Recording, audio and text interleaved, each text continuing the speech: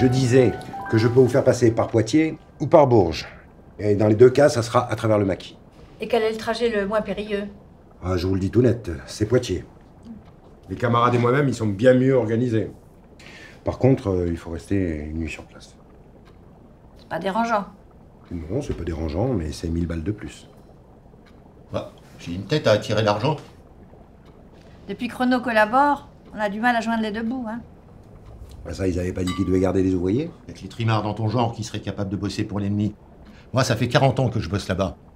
C'est pas pour que ça profite à des mangeurs de choucroute. En plus, vu comment mon vieux taco consomme, c'est encore un coup à faire des orphelins dans mon portefeuille. Hein. Bah ça, il faut être riche pour avoir une voiture de pauvre. Et c'est pas tout ça, mais il faut qu'on s'occupe de ces cartes d'identité. Pas de soucis, je m'en occupe de suite. Ah oui, c'est vrai, on est dimanche. J'irai demain avec Louis. Ben non, il arrive ce soir. Faut le laisser se reposer. C'est pas compliqué de faire développer des photos. Ça peut vite le devenir, avec son quotient intellectuel de moule. Ta mère a raison. Tu n'iras pas avec Louis. Tu sais bien qu'il peut pas foutre un pied dehors sans avoir les boches aux fesses. Je savais pas que t'avais un fils qui était juif, Ernest. Louis Colombier, ça te parle? Mon gamin, il est dans la résistance à Saint-Denis. Il est fiché.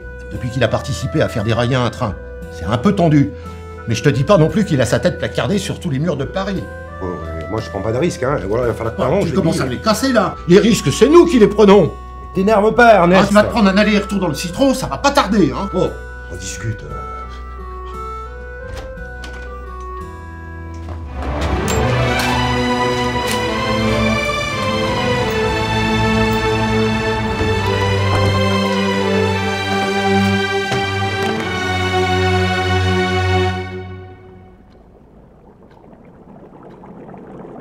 Et arrivé à la porte Saint-Cloud, on s'est fait contrôler.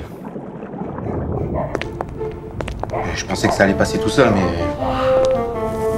Le soldat, il nous a reconnus. J'étais avec Gisèle, j'ai pas pris de risque.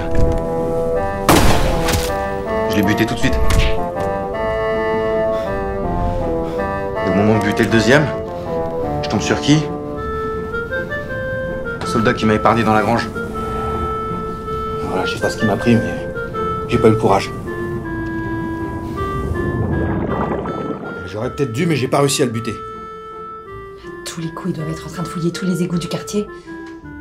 Si on le relâche maintenant, peut-être qu'il dira rien. Elle a pas tort. On peut pas le tuer. On peut pas le relâcher non plus. S'il parle français. Mais tu parles français, toi? Mais qu'est-ce qui t'a pris de le ramener ici? Mais qu'est-ce que tu voulais que je fasse? Mais on a qu'à le buter à la fin. On le cachera quelque part. Mais tu connais pas ce type, tu peux pas le juger. Il faut prendre des risques, non? En attendant les risques, c'est ici que tu les amènes. On fait quoi maintenant? On te laisse ici avec lui et tu te démerdes? Mais allez-y, barrez-vous! J'ai pas besoin de vous, moi! J'étais pas chaud pour le Sud! Si je descends, c'est juste parce que je suis grillé, ici! Eh bien, entre un homme qui a des valeurs et un gros con, la ligne est parfois mince. Tu crois que ça me fait plaisir à moi de partir? Cette baraque, c'est tout ce que j'ai, et ça fait 50 ans de boulot. Le monde change, et il faut s'adapter. Bon, si on mangeait, ça nous remettrait les idées au clair.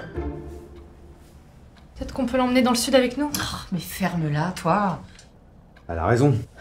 On pourrait le refiler au roast-beef là-bas. Oui, avec lui sur les bras. Autant prendre un wagon direct pour Buchenwald. Il y a les Boches qui sont en train de fouiller la baraque d'à côté.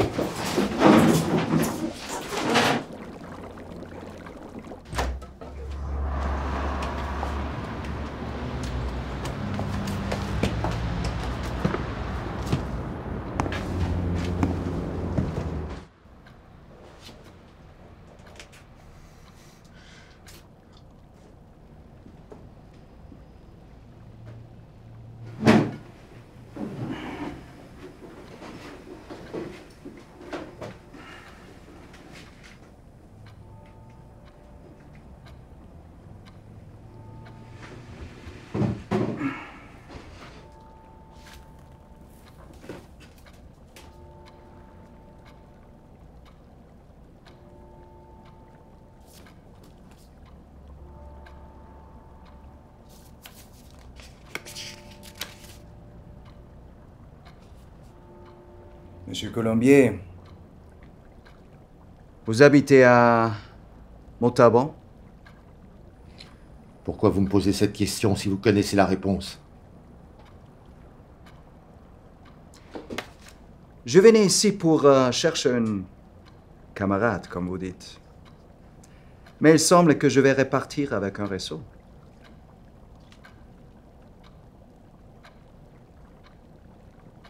Ah, vous avez laissé tomber une tache de vin sur la nappe.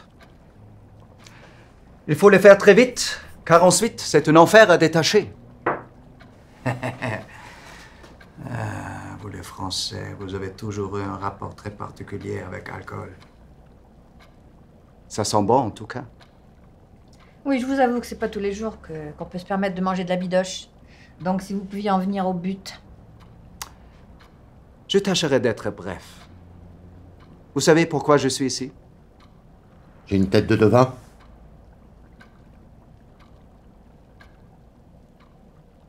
Elle est plutôt jolie, votre fille. C'est parce qu'elle n'a pas de sang à rien. Monsieur Colombier, je suis ici pour vous aider. Alors, mettez-y un peu de vôtre. J'essaye de faire en sorte que la cohabitation se passe bien entre nos deux frères. Ça va, je plaisante. Monsieur Colombier, quand j'étais jeune, j'avais un chien. Il n'était pas très docile. J'ai donc essayé de l'éduquer. J'y mettais du cœur, mais rien à faire. Il ne changeait pas.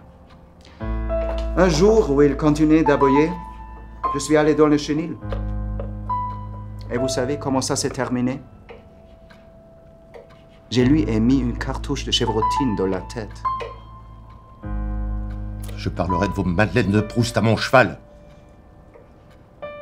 Monsieur Colombier, qu'arrivera-t-il si je fouille votre maison?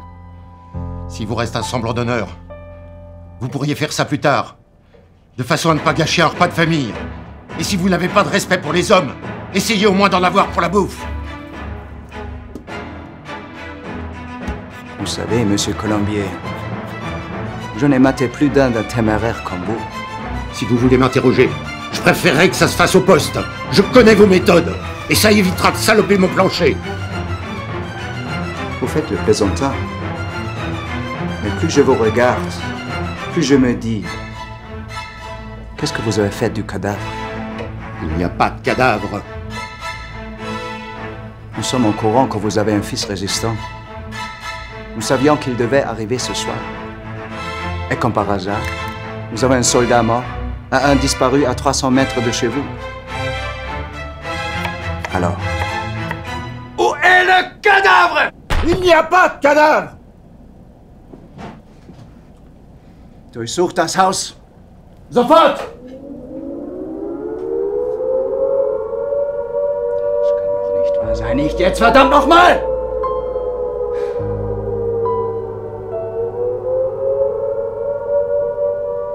Vous n'allez pas vous enterrer comme ça. Je repasse quand tout ceci sera fini. En attendant, personne ne sort.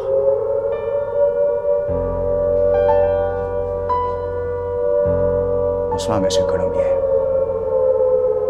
Bonsoir, Gisèle.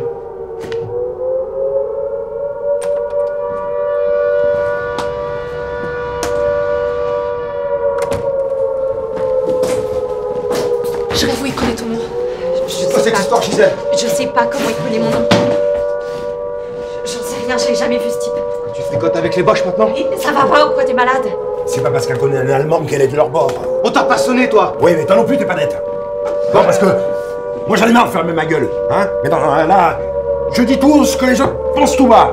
T'es le seul de tout ton clan à t'être pas fait arrêter. C'est quand même bizarre. Ah oui. Qu'est-ce que j'en sais, moi? Mais vas-y, parle, toi! Sprich! Arrête! C'est moi! C'est moi qui les ai balancés. J'ai pas eu le choix, le colonel t'avais repéré 2 semaines après que tu sois rentré dans la résistance. T'es devenu un appât pour eux. Mais toi, t'es con, tu fais les choses sans réfléchir. T'es con, mais t'es tellement con.